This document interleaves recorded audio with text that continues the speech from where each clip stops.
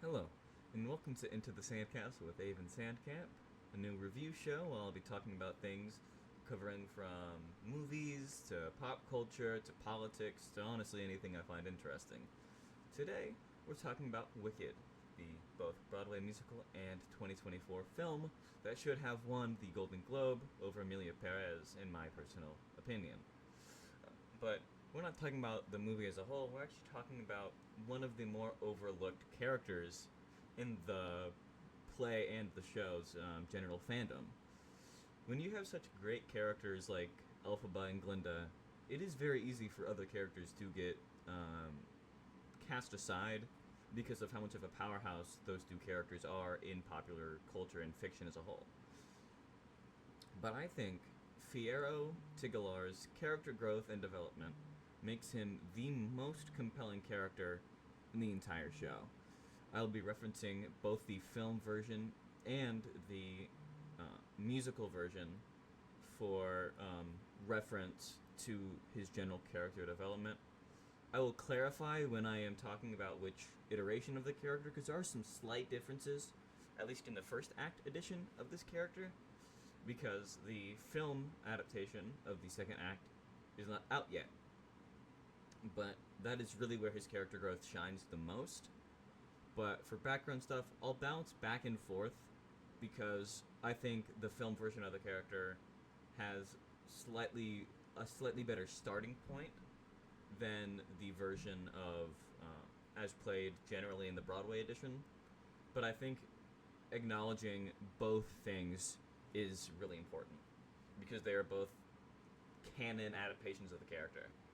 So starting off in the play, when Fiyero was introduced, he is kind of a dude bro, way more so than he was in the film, in my personal opinion.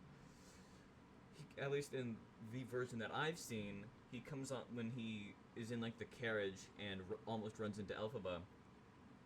He says maybe the driver saw green and thought he meant go, which is very different to when he is on his horse in the film and says he thought Elphaba's greenness was just blending in with the foliage, which actually makes a little more sense. Still definitely like rude and offensive, but definitely not as bad as maybe green meant go, which is just kind of a horrible thing to say to someone.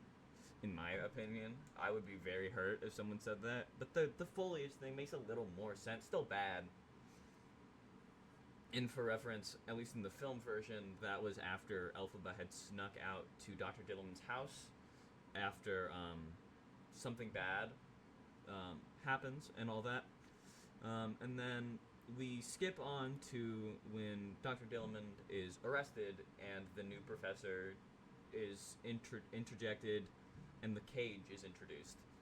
Now, in the film, when Dillamond is arrested, he is one of a couple students, along with Glinda, Elphaba, and I believe a few others that like stand up and visually get like upset by his arrest. Elphaba obviously being like the main one. In the play, he doesn't stand at all. He's like kind of upset, but he doesn't really do anything about it.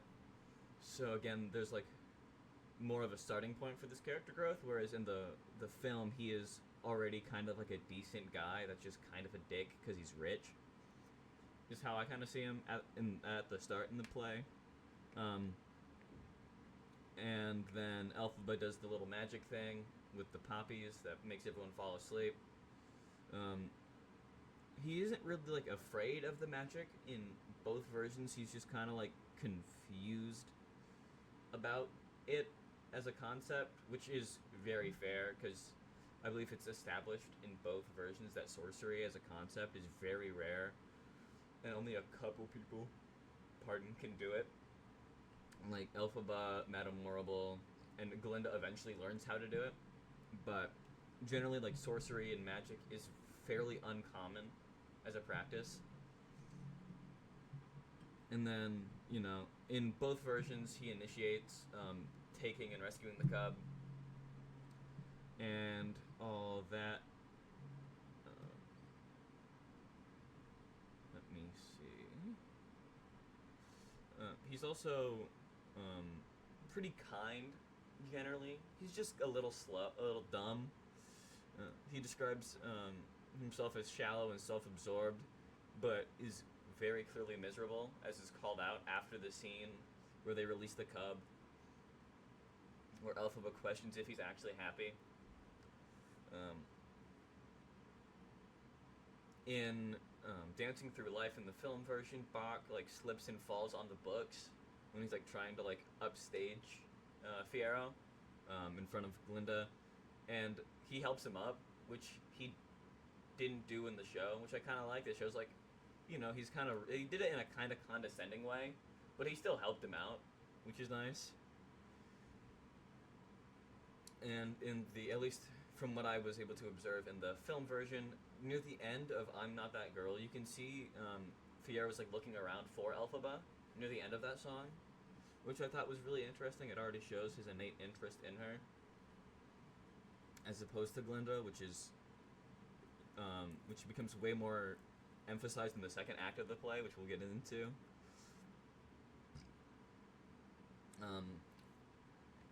Glinda, before the train sequence, at least in the film, and I believe the musical as well, before like One Short Day, and that's that whole number, great song by the way, complains that like after that whole Dilliman thing, like he's been thinking more, and that's like a bad thing, which I think is like a big like sharp increase in character development. It's like he's sang a whole song about how life is painless for the brainless, and those who don't try never look foolish, and how like thought and intellectualism is a bad thing. And then he's going on to think and reflect, which generally makes people more stoic. And Glinda's a very happy-go-lucky, everything needs to be perfect sort of person. At least at the start of the show, she kind of also grows into being more reflective near the end. But he definitely becomes a lot more intro and retrospective after the whole Dilliman incident, which is noted on, and saying things like, I think about that day a lot, and even like on his lapel wears a poppy, which he then gives to Elphaba, which I thought was a really cute moment. He also wishes her good luck and says like, I'm happy for you. Clearly he, like, in his facial expressions, he clearly indicates like he's going to miss her, which is great, because most people kind of seem like they're only going to miss her because like she's going to see the wizard and now she's like cool, whereas he's like actually interested in her as a person and cares about her, not about like her contact to the wizard. And then he doesn't really get mentioned or showcased in the film at all for the rest of it, as they travel to the Emerald City and the wizard, and that whole plot twist is revealed, which is so well done. I love how every iteration of the wizard is just like a sniveling prick that can't really do anything except for manipulate other people. I love that. It's really good storytelling and really good political commentary, but that will be for a different video, maybe. But during Defying Gravity, or just before it, when Madame Morrible is like calling her wicked and doing her whole propaganda brigade against Elphaba, Fiyero gets on his horse and starts like running towards her, or what we can presume is towards her, because this didn't happen in the show. So I am curious what they're gonna do with the whole like Captain of the Guard thing that happens in Act 2. So I will, big spoiler warning, whoop, whoop, whoop, lights, cameras. I'm not going to edit this at all, because I don't know how. I'll learn eventually, probably not. He doesn't do that in the show. He doesn't, go after it, just after Defying Gravity, hard cut to the, intermission, and we open up into Thank Goodness, which is another really good number. Really long number, but really good. And that gets us into a lot of the stuff in Thank Goodness, which really showcases this character growth and this care for Elphaba. He's concerned about these people saying like the whole water will melt her thing, talking about how people are, and he says, quote, "Do you hear that? People will melt her. People are so empty-headed they'll believe anything." Things like that. He gets promoted to the captain of the guard, as I mentioned, and even like says publicly, "I don't think of her as a wicked witch," which got Madame Morrible and even Glinda pretty upset at him because he's going against the propaganda narrative of the wizard.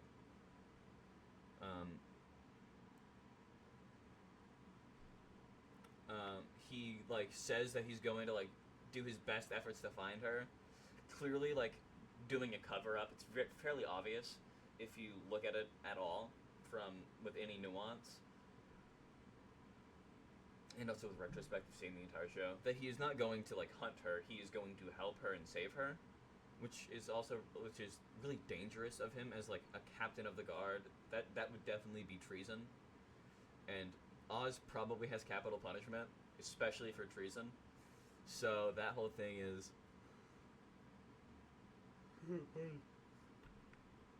whole situation is really brave, and again shows how caring he can be as a character. And then there was the whole, this was really fun, the whole like surprise marriage with Glinda and how he reacted to that. I thought that was just really funny. Not really appropriate for this video in terms of his character growth. I just really like that moment in the show where like he calls her, or she calls him her fiance, and he's like, "What? Like, I don't remember that." And then when Madame Morrible in Thank Goodness describes pardon me again, the version of events with like what happened with Elphaba and the wizard, and like why she's like evil now, he's like, I don't remember, like tells Glinda like, I don't remember you telling, like that's not what you said happened. And then, you know, after this this whole propaganda thing, he's like, I can't just stand here grinning, pretending to go along with all this. That's a direct quote. He wants to leave. Glinda declines. He then says, "You can't leave because you can't resist this." That's the truth. He didn't let the fame get to his head, really. He didn't like Glinda, who still cared about Elphaba to an extent. He didn't let that completely change how he would present himself that much. He would sort of dog whistle that he would help her, but he wouldn't really do anything, which is also a great pun because they were saying the animals were helping her. No, but you know, he would dog whistle the fact that he cared about her because he knew that it would be dangerous to be obvious about it, but he still actually cared enough to actively help her. Though he does come back to marry Glinda, probably because he doesn't want to make her upset, and because he knows that hurting the narrative that much would be dangerous for everybody involved, not just Elphaba. So again, showing that sort of willingness to do something for the greater good, like in a genuine sense, not like Glinda lying to like save her own skin, but sort of doing this thing because he knows that going along with the narrative, at least in this instance, is genuinely beneficial to everybody involved, not just himself, not just Glinda, but also to Elphaba too, because it takes some attention away from her temporarily, which could be really great. And then he's asked if he's happy, and he says, quote, "You know me, I'm always happy," which is clearly him just kind of covering for himself, because again, he's smart enough to know that if he lets the narrative slip, it's more dangerous for everybody, which is something I find really intriguing, is this idea that he is simultaneously brainless, but also very situationally aware. Eventually, Elphaba comes back to the wizard's palace during the song "Wonderful," and she insists that the wizard frees the monkeys as almost like a payment for her like joining him or whatever. And then Fiyero like breaks in to try to stop her. You know, says something like "silence witch" when she tries to like talk to him or whatever, clearly putting up a front. But then he betrays the wizard and threatens to kill him, saying, quote, "Don't make a sound, your awesomeness, unless you want all your guests to know the truth about the wonderful Wizard of Oz." Saying, like, dude, I'm gonna, like, your entire career and, political power, your centralization is over if you don't let me, like, save this person. Just putting his career, his life, the life of people he cares about on the line because he cares so much about the truth of this narrative getting out. Not this, essentially, slander campaign from the entire world against Elphaba. He says he'll go after finding Dilliman later. That plotline is never really resolved. I think it's implied that he's dead, but they never really explain anything about Dilliman after that. Elphaba, like, they confront each other later, and Elphaba was, like, said that, like, she thought he changed, implying, like, he had kind of gone against her and gone for the wizard. To which she replies that he, quote, has changed, which I think is really interesting, because someone like Fiyero would definitely, at the start of the show, would definitely go for the establishment. He is someone that doesn't think for himself very much, someone who is happy-go-lucky to the extent that he doesn't care about anybody else, in which going with the establishment is always beneficial, because the establishment doesn't care about anyone else. Also, wealthy people tend to side with establishment because the establishment is what got them wealthy. But him going against the establishment directly, literally threatening the head of the establishment's life, shows that he has changed. And then Linda gets brought up, and, like, he goes with her, with Elphaba instead, which then leads to reprise of I'm Not That Girl, which frankly is undeserved, I think, for Linda's character. I think it's a great reprise vocally, and I just think it's like, you sold her out, especially with what happens in, like, the next scene of the show. She sells her out completely and gets Nessa Rose killed almost directly. So, like, I don't feel bad for her when she's like, oh no, like, he's choosing her over me, which is, it's like, yeah, I get it, but, like, you're, like, the figurehead of a smear campaign against her.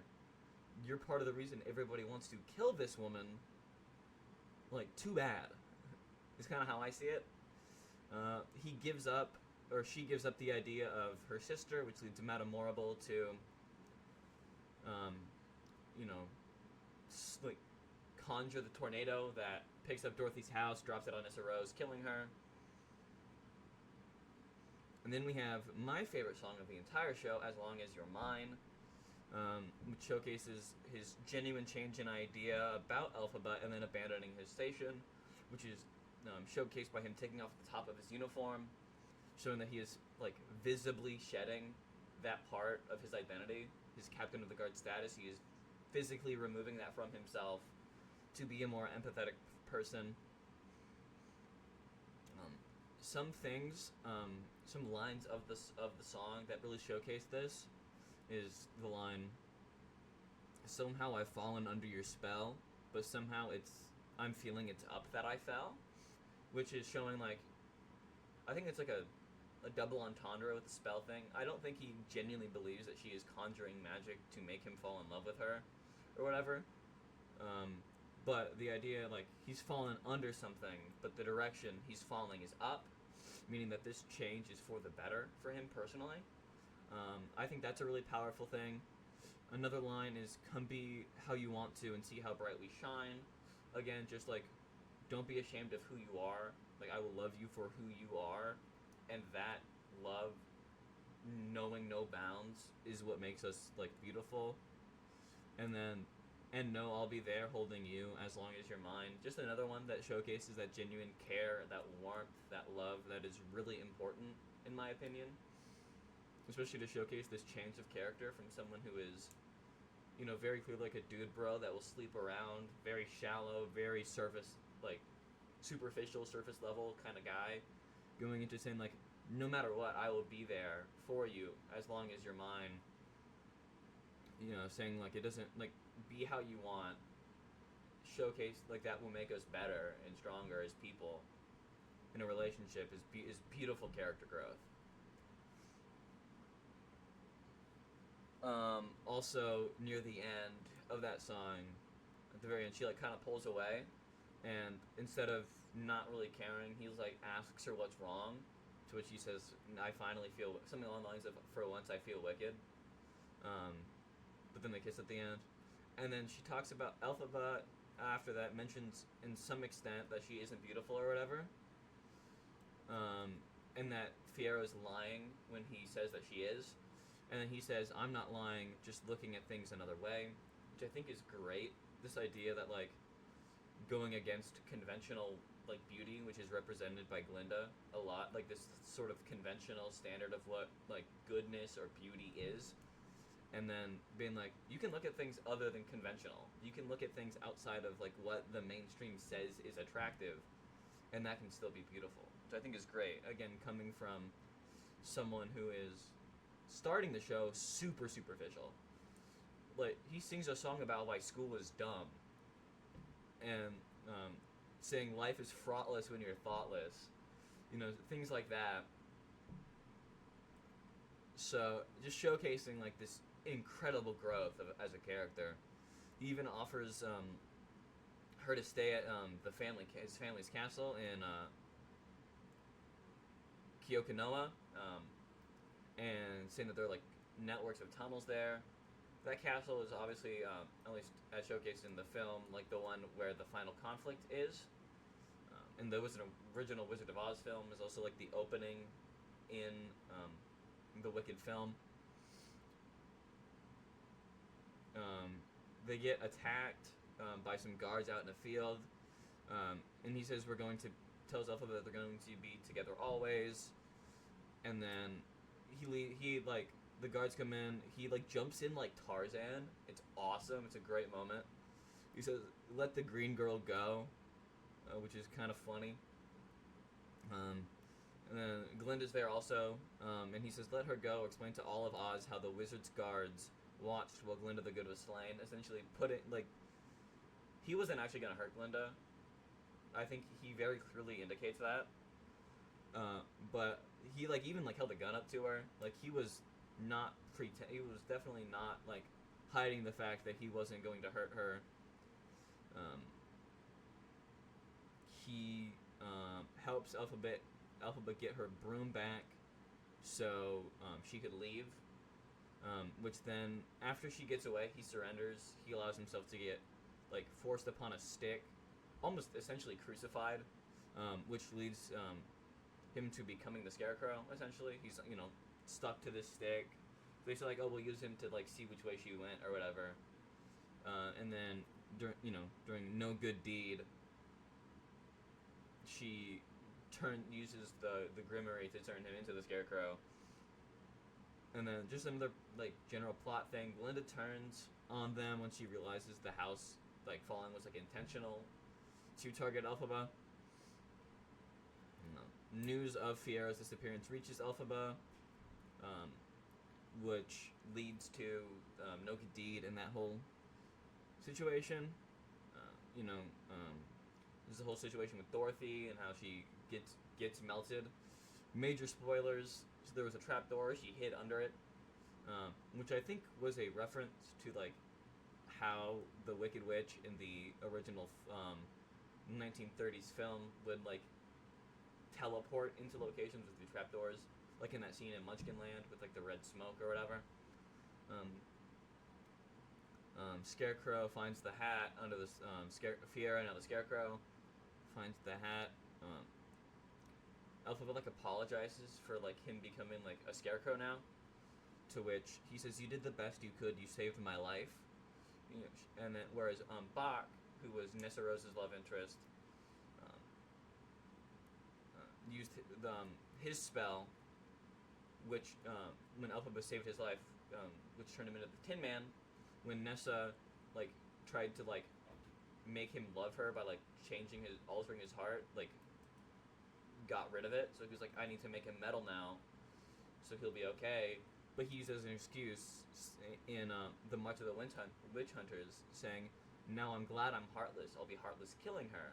He's using his spell as an excuse to harm her, despite her doing it as a way to save him. And you can argue the morality on that. But Fiyero, he says, you did the best you could. You saved me. He's grateful. And then he also says something about beauty, to which the looking at things another way, there's a callback to that, which I thought was just really good storytelling and writing. The two leave in secret for everyone's safety, because knowing the witch is back would just lead to more propaganda and more, probably a Gestapo-esque police force to try to find her, which is bad for everybody. And then blackout, the show is over. So, in summary, Fiyero is the most compelling character in the show because his tremendous character growth shows how you can go from someone that doesn't really care into, a martyr, almost. He literally dies to save Elphaba.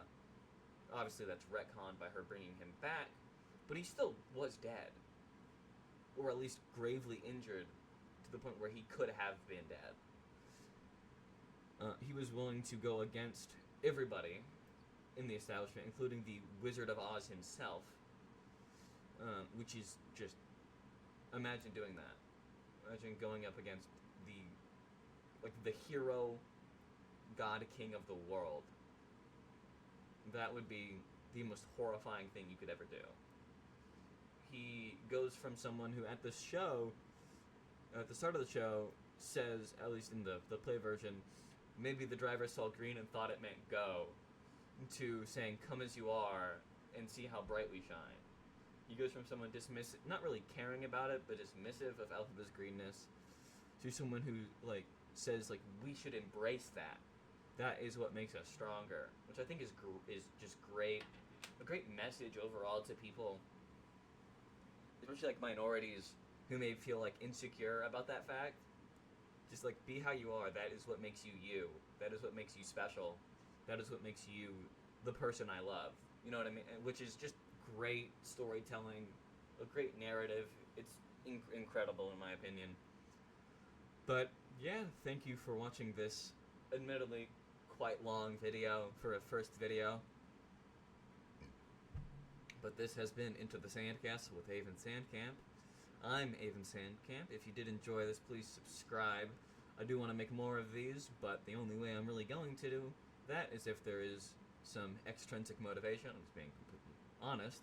So if you could subscribe, share this with people that you think may find this interesting, that would mean the world to me. I look forward to making more content like this. I have some videos lined up.